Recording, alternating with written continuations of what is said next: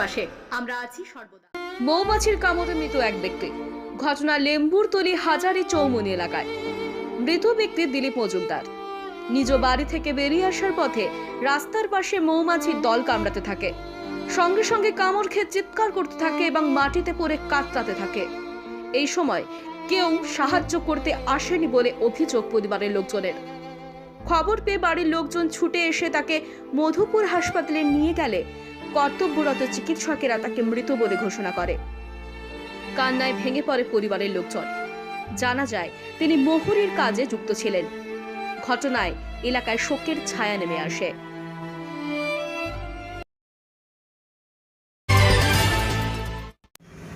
কোন জায়গা রয়েছে তোমার হাজারি সুমনি।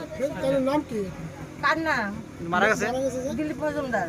মানে বাড়ির থেকে আইতে আসতো? বাড়ির থেকে পশিল আওয়ার সময় কামড়েছে যে অনেকক্ষণ ধরে মানে কামড়াইছে যে আমরা কইতে পারতাম না। লাস্ট মুহূর্তে গিয়ে আমরা খবর করছে পরে মেয়ের জামাই আর ছেলেরা তারা ফাটাইছিল তারা হসপিটাল পাইছে। আওয়ার পরে এটা জায়গাতে মারা গেছে না হসপিটাল আওয়ার পরে মারা গেছে।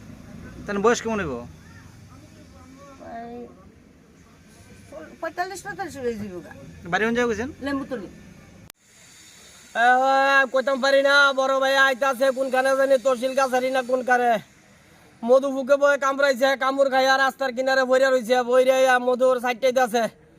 বেশ কয়েকজন পরিচিত মানুষ দেখছে, বাইক গিয়া খবর কইছে, তবু হাসপাতাল ধরে আনছে না। সারা জীবন মানুষের উপকার করছে, যত বছর বয়সী যত বছর উপকার করছে।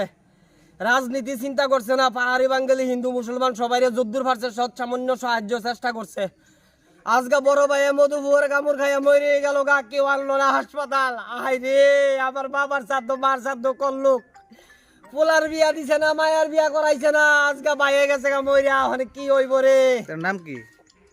তাই নাম দিলীপ মজুমদার। বাড়ি কোন জায়গা? বাড়ি লেম্বুতলি। এখন কোন জায়গা আছে? এখন মধুপুর হসপিটালে। আমি কাঙ্গাল হয়ে গেলাম গা, আবার গেল গা চাকরি, বাবার পাতা বন্ধ, রেখার খাট বন্ধ।